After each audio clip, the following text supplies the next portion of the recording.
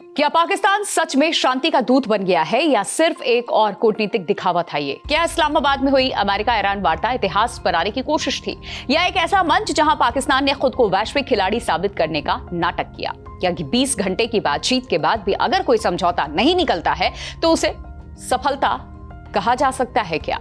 और सबसे बड़ा सवाल, अगर कल युद्ध दोबारा फिर शुरू होता है तो पाकिस्तान किसके साथ खड़ा होगा?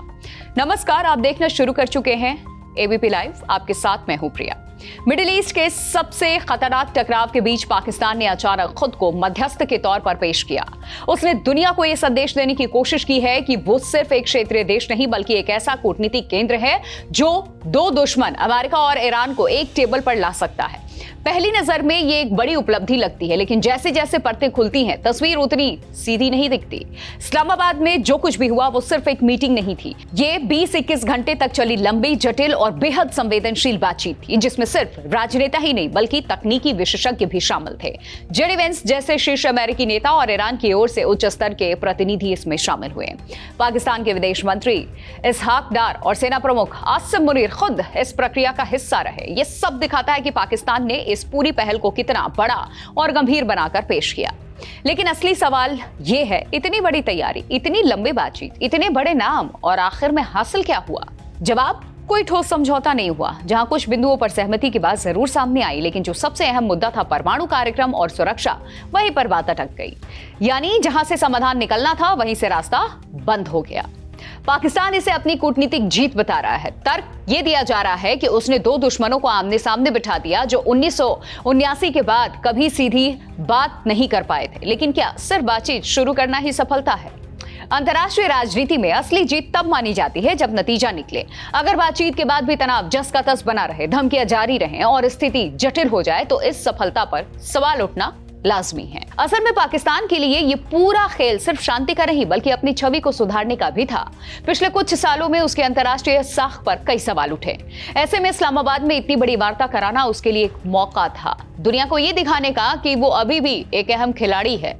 लेकिन जब अंतिम समझौता नहीं हुआ तो ये कोशिश आधी अधूरी नजर आने लगी। एक और अहम पहलू है इसका, न्यूट्रलिटी का दावा। पाकिस्तान खुद को इस पूरे विवाद में एक निष्पक्ष मध्यस्थ के रूप में पेश कर रहा है, लेकिन क्या वो वास्तव में निष्पक्ष है? एक तरफ उसके गहरे रणनीतिक और सैन्य संबंध सऊदी अरब के साथ। हाल ही में पाकिस्तानी सैन्य दस्ता सऊदी अरब के शाह अब्दुल अजीज एयरबेस पर तैनात किए गए, जो दोनों देशों के रक्षा समझौते का हिस्सा है। दूसरी तरफ ईरान उसका पड़ोसी है जिसके साथ वो किसी भी तरीके का टकराव मोल नहीं लेना चाहता, और यही वो जगह है जहां पाकिस्तान की डबल बैलेंसिंग रणनीति सामने आती है।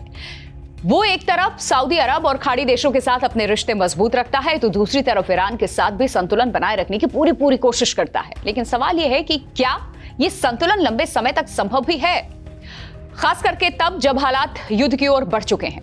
अगर कल को अमेरिका और ईरान के बीच फिर से संघर्ष शुरू होता है तो पाकिस्तान के लिए स्थिति बेहद जटिल हो जाएगी। अगर अमेरिका ईरान पर हमले करता है तो जवाब में ईरान क्षेत्र में अमेरिकी सहयोगियों, खासतौर पर सऊदी अरब को निशाना बना सकता है। ऐसे में पाकिस्तान पर दबाव पड़ेगा कि वो अपने सहयोगी के साथ खड़ा हो। लेकिन अगर वो ऐसा करता है तो फिर उसके ईरान के साथ रिश्ते खराब हो सकते हैं, जो उसके लिए एक बड़ा रणनीतिक जोखिम भी होगा। इतिहास भी यही दिखाता है कि पाकिस्तान ऐसे मामलों में फंसा है। 2015 में जब सऊदी अरब ने यमन युद्ध में पाकिस्तान से सैन्य मदद मांगी थी तो पाकिस्तान की संसद ने इसे खारिज कर दिया था।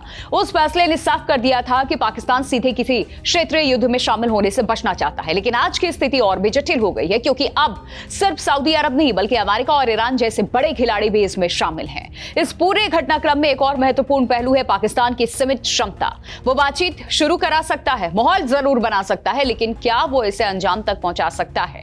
क्या उसके पास इतना प्रभाव है कि वो अमेरिका जैसी महाशक्ति और ईरान जैसे जिद्दी प्रतिद्वंदी को झुकने पर मजबूर करे? फिलहाल इसके कोई ठोस संकेत ही नहीं मिले। हालांकि पाकिस्तान के समर्थक ये तर्क देते हैं कि इस वार्ता को नाकाम कहना जल्दबाजी होगी। उनका यह कहना है कि कूटनीति एक लंबी प्रक्रिया होती है जहां हर बैठक एक कदम आगे बढ़ने जैसा ही होता है, और इस्लामाबाद में हुई बातचीत ने कम से कम ये तो साबित किया है कि दोनों पक्ष बात करने को तैयार है, और यही सबसे बड़ी उपलब्धि है।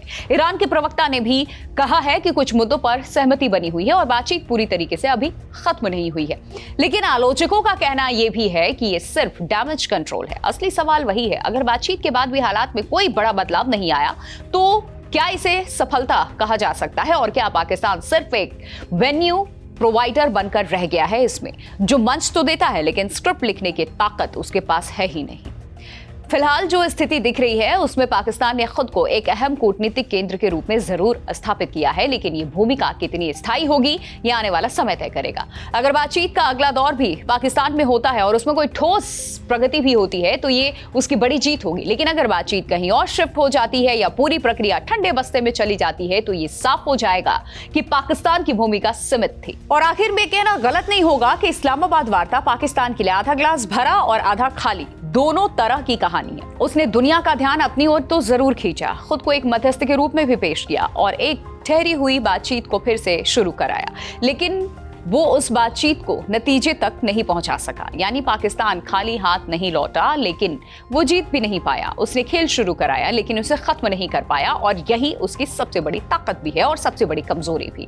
अब पूरी दुनिया की नजरें इस बात पर हैं कि क्या पाकिस्तान इस अधूरी कहानी को पूरा कर पाएगा, या ये सिर्फ एक ऐसा अध्याय बनकर रह जाएगा जहां उसने कोशिश तो की लेकिन इतिहास बदलने का मौका खो दिया।